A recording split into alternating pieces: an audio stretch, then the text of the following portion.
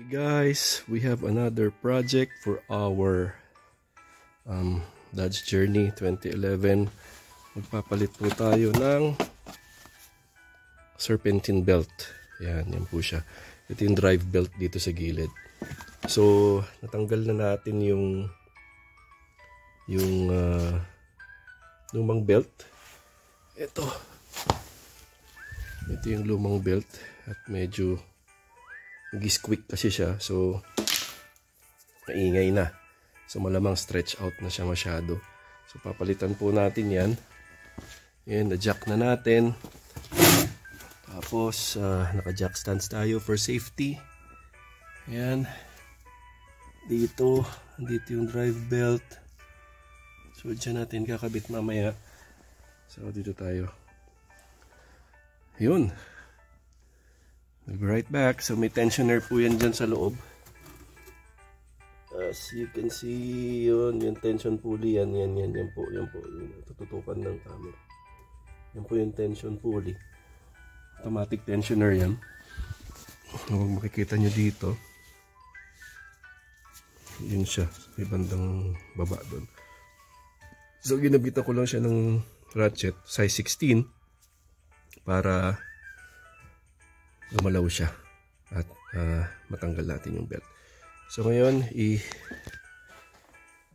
i-route na natin tong belt.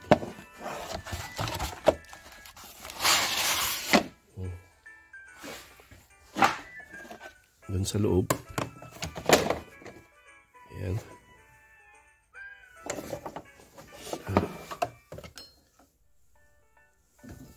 Ayan. Lang natin dyan. Tapos mamaya dudukutin natin ito sa ilalim.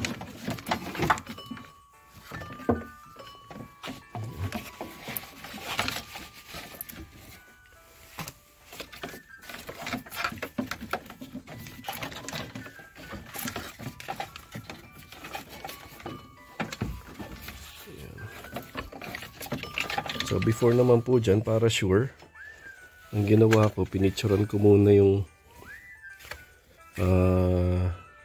paano yung pag-weigh ng belt papunta dun kasi meron din sa likod. Medyo tricky kasi pagkagaling ka dito sa ibabaw. So dapat sa ilalim mo padadaanin. Ayun. So anyway, balikan ko po kayo. Punta lang tayo sa ilalim.